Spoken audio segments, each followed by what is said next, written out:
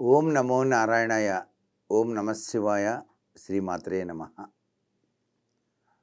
గడప లోపల ఉండి గడప బయట ఉన్నవారికి భిక్ష వేయటం కానీ డబ్బులు ఇవ్వటం కానీ చేయకూడదు. ఎందుకని అలా అంటే, గడప అనేటువంటిది లక్ష్మీదేవి. లక్ష్మీదేవిని మీరు ఇంట్లో అమర్చుకునేటప్పుడు కూడాను ఆ తల్లి లోపలికి వచ్చేటట్టుగా అమర్చుకుంటాం కదా. మీరు గడప సింహద్వారం పై భాగాన లక్ష్మీదేవి చిత్రపటాన్ని ఏర్పాటు చేసుకోండి. అంతేగాని బయట వైపు మాత్రం లక్ష్మీదేవి చిత్రపటాన్ని ఏర్పాటు చేయకూడదు. అలా లక్ష్మీదేవి యొక్క చిత్రపటాన్ని బయట గనక ఏర్పాటు చేస్తే లక్ష్మీదేవి బయటికే వెళ్ళిపోతుంది. అదే మన ఇంట్లోకి ప్రవేశిస్తున్నట్టుగా లక్ష్మీదేవి ఉన్నదనుకోండి, అప్పుడు తప్పనిసరిగా ఆ లక్ష్మీదేవి రాక మనకు సర్వసంపదల్ని కూడాను ప్రసాదిస్తుంది. ఇక భిక్షం వేయటం అనేటువంటిది జన్మ సుకృత రీత్యా మనం చేసుకున్నటువంటి పుణ్యానికి నిదర్శనం. దానం ధర్మం అనేటువంటివి చేయటం వల్లనే ఈ జన్మలో మనం సుఖప్రదమైనటువంటి జీవితాన్ని గడుపుతున్నాం. పూర్వజన్మలో చేసినటువంటి దాన ఫలితమే మనం ఈ జన్మలో అనుభవిస్తున్న అష్టైశ్వర్యాలు అని కూడాను మనకు శాస్త్రంలో చెప్పారు. బ్రహ్మదేవుడు లక్ష్మీదేవి వంక చూస్తాడట. ఆ పుర్రెను చేతిలో పట్టుకొని, మానవుడి పుర్రెను, అమ్మా విధివ్రాత వ్రాస్తున్నాను, ఇతని గురించి ఏం చేయాలి అన్నప్పుడు ఆమె కనుక క్రీగంటి చూపు చూస్తే చాలండి, వీడు సర్వసంపదలతో తొలతూగుతాడట. ఈమె గనక చూపుని గనక అటువైపు చూడకుండా కిందకి చూస్తే కటిక దరిద్రుడిగా పుడతాడు అని. ఎందుకనంటే ఆమెకి తెలుసు ఇతడు గత జన్మలో ఎటువంటి దానాలు చేశాడో, ఎటువంటి పుణ్య కార్యక్రమాలు ఆచరించాడు అని. అందుచేత చేసినటువంటి పుణ్యాన్ని బట్టే మనకు ధనం అనేటువంటిది సంప్రాప్తమయ్యేట్టు బ్రహ్మ ఆ యొక్క లిఖితం రాయటం జరుగుతుంది అని శాస్త్రం.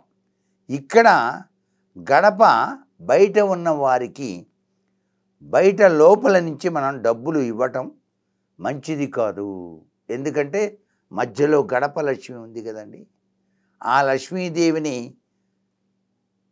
దాటి ఇవ్వాల్సింది తప్ప లక్ష్మీదేవి మీదుగా డబ్బులు గనక ఇచ్చినట్లయితే అది అనర్థదాయకవంతమైన ప్రభావం అవుతుంది. కరెంటు పాసులో షార్ట్ సర్క్యూట్ ఏర్పడుతుంది.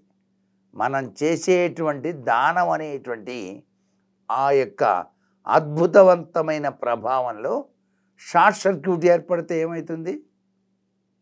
నష్టం వస్తుంది కదా.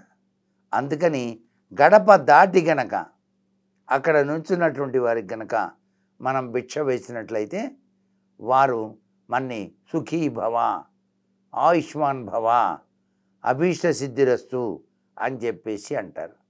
లేదా గడప లోపలికి రండి స్వామి అని చెప్పేసి ఆహ్వానించి మనం దానం ఇవ్వాలి. డబ్బులు ఇచ్చినా కూడాను లోపలికి రండి అని చెప్పేసి లోపలికి రానిచ్చి డబ్బులు ఇచ్చి నమస్కారం చేయాలన్నమాట మనం దానం చేసేటప్పుడు. అంతేగాని బయట గడప బయట నిలబడు అని చెప్పేసి నేను మడిగట్టుకున్నానులే అని చెప్పేసి వెంటనే ఆ గడప లోపల ఏముండి గడప బయట వాళ్ళుండి అట్లా ఇసిరి పడేయకూడదు. చాలా తప్పన్నమాట. అట్లాగే లక్ష్మీ కటాక్షం మనకు బాగా కలగాలంటే ఇంట్లో మనం పరుండేటువంటి పరువు మీద కూర్చొని డబ్బులు లెక్క పెట్టకూడదండి. లక్ష్మీదేవి వెళ్ళిపోతుంది. చాలా ముఖ్యమైన విషయం ఇది. ఎప్పుడు లక్ష్మీదేవి పరమ పవిత్రవంతమైంది. ఆ తల్లి అనుగ్రహం అనుక్షణం ఉండాలి మనకు. బీరువా దగ్గర చక్కగా చాపేసుకొని కూర్చోండి, డబ్బులు చక్కగా లెక్కపెట్టి లోపల పెట్టుకోండి. అంతేగాని మాట్లాడితే మంచం మీద కూర్చొని డబ్బులు లెక్క పెట్టడం అనేది చాలా తప్పు. అలాగే ఎంగిలి చేయటం, ఇట్లా చూసి లెక్క పెడుతుంటారు చాలామంది. అది కూడా చాలా అనర్థదాయకం అన్నమాట. అలా చేస్తే చాలా నష్టం వాటిల్లుతుంది.